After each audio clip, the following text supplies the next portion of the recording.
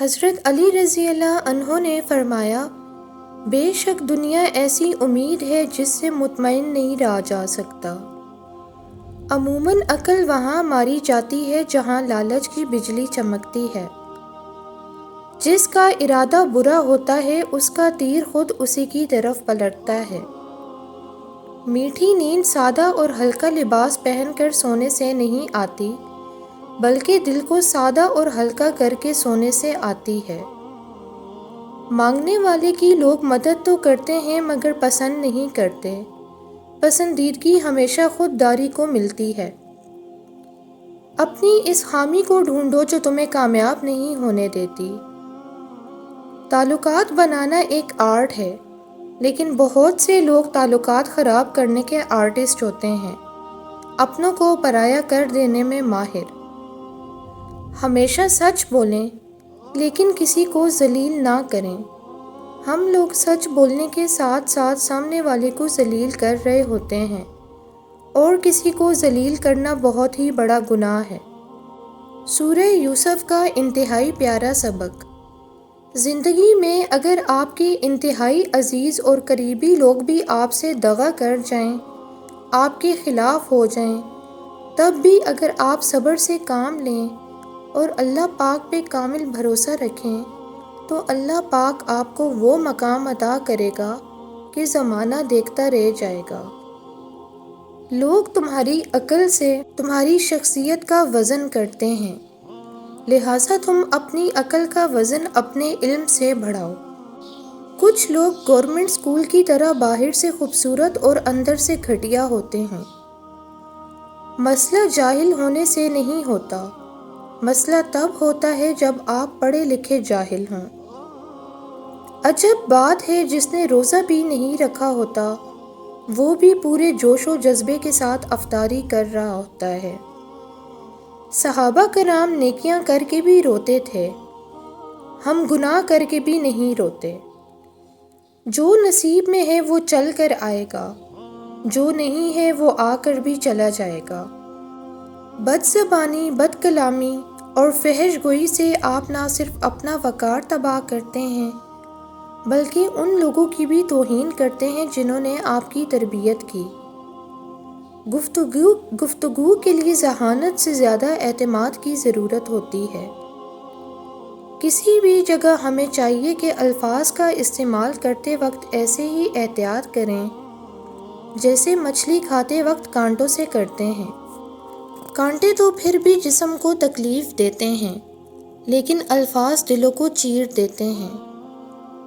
میرے بابا نے مجھے بچپن میں سمجھایا تھا کہ جب کسی کو عدالت میں پیش کیا جاتا ہے تو وہ نہیں بولتا، اس کا وکیل بولتا ہے۔ اسی لیے جب تمہیں زندگی میں لگے کہ لوگ تم کو پریشان کر رہے ہیں تو تم خاموش رہنا، کیونکہ حسبنا اللہ و نعم الوکیل، مجھے اللہ کافی ہے اور وہ بہترین کارساز ہے۔ جو لوگ آپ سے حسد کرتے ہیں ان کو آپ کی خوبیوں کا سب سے زیادہ علم ہوتا ہے۔ جو لوگ آپ کی پیٹھ پیچھے برائی کرتے ہیں وہ آپ کی اچھائیوں سے خوفزدہ ہوتے ہیں، اور جو لوگ آپ کو ہارا ہوا دیکھنا چاہتے ہیں در حقیقت وہ لوگ آپ سے جیت نہیں سکتے۔ اس لیے زندگی میں ہر اس شخص سے خوش رہیں جو آپ سے ناخوش ہے۔ زندگی میں کچھ راستے صبر کے ہوتے ہیں اور کچھ راستے سبق کے ہوتے ہیں۔ عبادتیں قبول ہوں نہ ہوں، ندامتیں ضرور قبول ہوتی ہیں، یہی توبہ کا فلسفہ ہے۔ سچائی ہمیشہ خاموش رہنے والے انسان کے اندر ہی ملتی ہے، جھوٹ بولنے والا تو ہمیشہ شور مچاتا ہے۔ اگر آپ اپنی برائیوں پر قابو پانا چاہتے ہیں تو سچ بولنا شروع کر دیں۔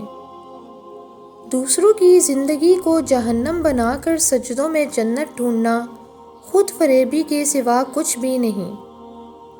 نفرتوں، دھوکوں اور سازشوں کے ہم اتنے عادی ہو چکے ہیں کہ محبتوں اور خلوص پر بھی بڑی مشکل سے یقین کرتے ہیں۔ اونچی پرواز ضرور رکھیں مگر اونچا مت اڑیں۔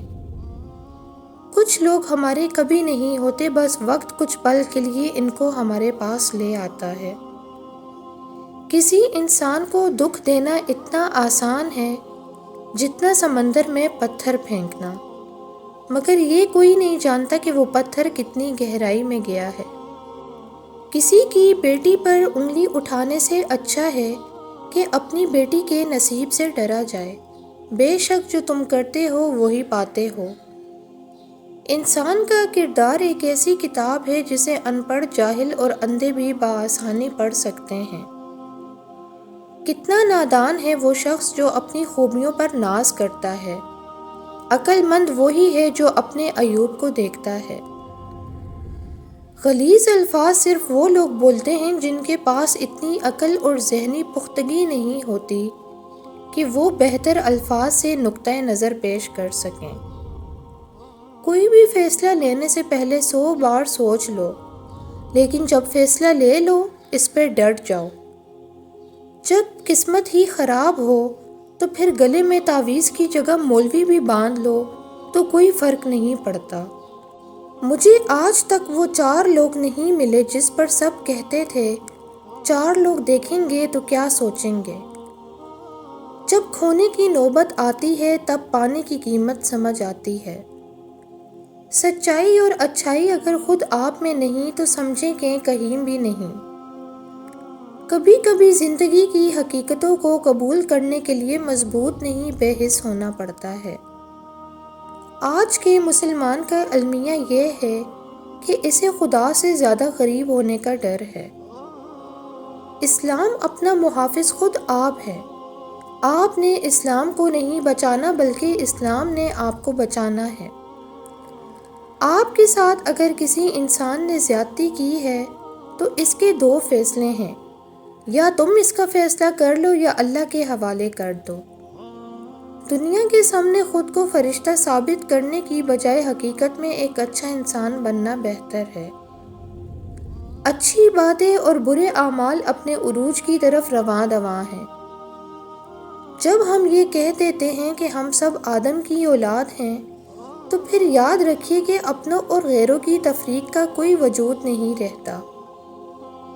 بہت عجیب ہے کہ ہم خاموش رہنے کو ایک عیب سا جاننے لگے ہیں، حالانکہ یہ ایک بہترین عبادت ہے۔ اپنی مصروفیت کا جائزہ لو، کیونکہ آپ کی مصروفیت گمراہی بھی ہو سکتی ہے اور آپ کی مصروفیت عبادت بھی ہو سکتی ہے۔ کردار ہی ایک ایسی کتاب ہے جسے اندھے اور جاہل بھی پڑھ سکتے ہیں۔ روٹنا منانا زندگی کا حصہ ہے، بس خیال رہے ناراضگی زبان تک رہے، دل میں عزت اور پیار ہو۔ کامیاب ہونے کے لیے اپنی محنت پر یقین رکھنا ہوتا ہے، قسمت تو جوئے میں بھی آزمائی جاتی ہے۔